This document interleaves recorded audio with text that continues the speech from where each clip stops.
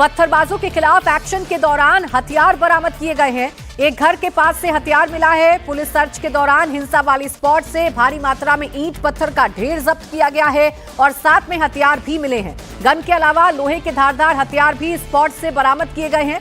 Pathan colony का पूरा इलाका इस वक्त पुलिस के घेरे में है। चारों तरफ पुलिस टीम मौजूद है। नगर निगम की टीम अतिक्रमण के खिलाफ बुलडोजर चला रही है। ड्रोन से निगरानी की जा रही है। संदिग्धों पर पैनी नजर है, लेकिन सवाल यह है कि पुलिस की इस बुलडोजर कार्रवाई में जो पत्थर बरामद किए गए हैं, जो हथियार बरामद किया गया है, जो लोहे की रॉड बरामद की गई है, आखिर किस मंशा के साथ ये घरों में रखी गई थी, किस मंशा के साथ पत्थरों को इकट्ठा किया गया था।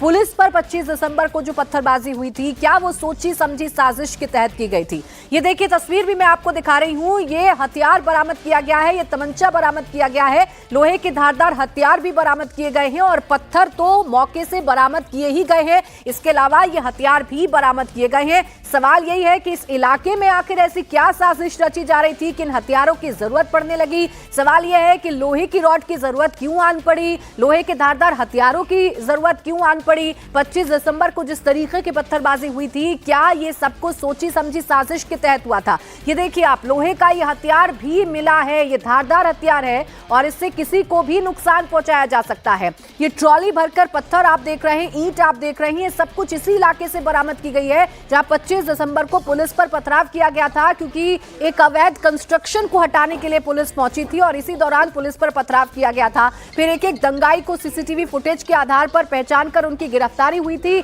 और आज बुलडोजर एक्शन जयपुर के चौमू में देखने को मिल रहा है, उस इलाके में देखने को मिल रहा है जहां पर यह पत्थरबाजी हुई थी। अब ये इलाका कितना सेंसिटिव है या इस इलाके में किस तरीके की साजिश रची जा रही थी, वो इन तस्वीरों को देखकर अंदाजा लगाया जा सकता है। गई तो थी पुलिस की टीम, प्रशासन की टीम अवैध कब्जे से छुटकारा पाने के लिए, बुलडोजर चलाने के लिए, लेकिन इस दौरान जो सामान बरामद हुए हैं उससे कई तरीके के सवाल हैं जो खड़े हो जाते हैं। मनीष भट्टाचार्य मेरे सहयोगी इस वक्त जुड़ गए ज्यादा जानकारी के साथ। मनीष, इस इलाके के बारे में जरा दर्शकों को बताइए, ये इलाका कैसा है जहां हथियार बरामद हो रहे हैं, पत्थर बरामद हो रहे हैं, गंडासा बरामद हो रहा है?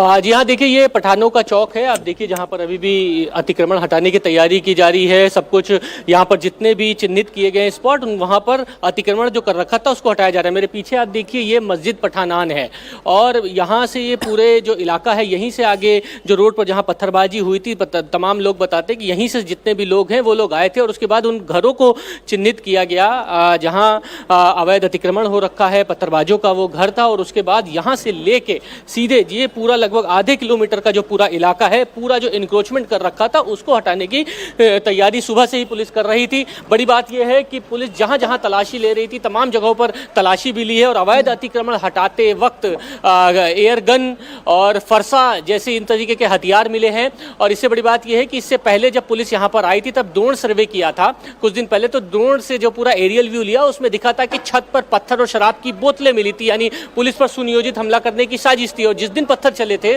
उस दिन पत्थरों के अलावा शराब की बोतलें भी फेंकी गई थी। तो कुल मिलाकर ये जो पूरा इलाका आप देख रहे हैं, ये पूरा पठानों का इलाका, ये पठान बेकरी है, पठान मस्जिद है, इस किले के पीछे तमाम जो पूरा है मुस्लिम बाहुल इलाका है। यहाँ पर जितने भी तो जो पूरा इलाका देखने, पूरा मुस्लिम बाहुल इलाका है। और यहीं से जब भीड़ आई थी पथराव करने के लिए तो यहीं आई थी और यहीं से ही लगभग 100 लोगों को हिरासत में पुलिस ने लिया था जो पत्थरबाज थे।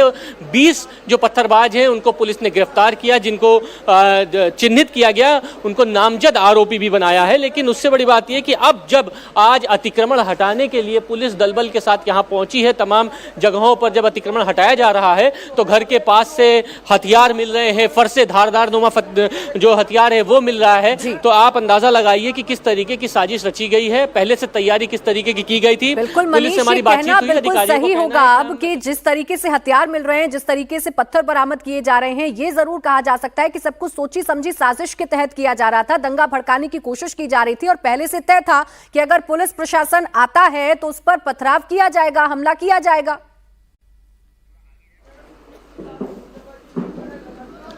जी हाँ, देखिए ये तो पहले से तय था, क्योंकि हमने एक रिपोर्ट में अपने पहले भी दिखाया था। सीसीटीवी में हमें कुछ फुटेजेस ऐसे मिले थे कि एक गाड़ी वहां पर खड़ी हुई थी और किस तरीके से उसमें पत्थर भर के लाया गया था और वहां से पत्थर फेंका गया है, ये चीज़ दिखी है। दूसरी, जब पुलिस ने ड्रोन फुटेजेस जो लिए उसमें भी दिखा है कि घर की छतों पर जो है वो पत्थर और शराब की जो बोतलें हैं वो स्टॉक करके रखा गया था, ये ड्रोन फुटेजेस में आया है। दूसरा, अब जब पुलिस जब अतिक्रमण हटाने के लिए आई हुई है तब आसपास जो अतिक्रमण हटा रही है वहां से पिस्टल, बंदूक, धारदार नुमा हथियार, इस तरीके की चीजें मिल रही हैं। इससे तमाम मंशा पर सवाल खड़ा होता है कि इस तरीके के हथियार की जरूरत क्या है, वो भी तब जब इस तरीके की इतनी बड़ी घटना हुई है और पुलिस के सर्च ऑपरेशन में इस तरीके की चीजें सामने आ रही हैं। जिस घर के पास से हथियार मिला है पुलिस उससे पूछताछ करेगी, आर्म्स एक्ट में मामला दर्ज करने की पुलिस तैयारी कर रही है। लेकिन अभी और जगह पर जहां अतिक्रमण चल रहा है पुलिस ने फोर्स बढ़ा दी है कि हथियार वगैरह अगर आसपास से मिलते हैं, अगर घर के आसपास क्या था, ये इरादे इतने खतरनाक क्यों थे, तमंचे की जरूरत क्यों थी, पत्थरों की जरूरत क्यों थी या शराब की बोतलों की जरूरत क्यों थी, ये वो तमाम सवाल हैं जो चोमू से आज खड़े हो रहे हैं।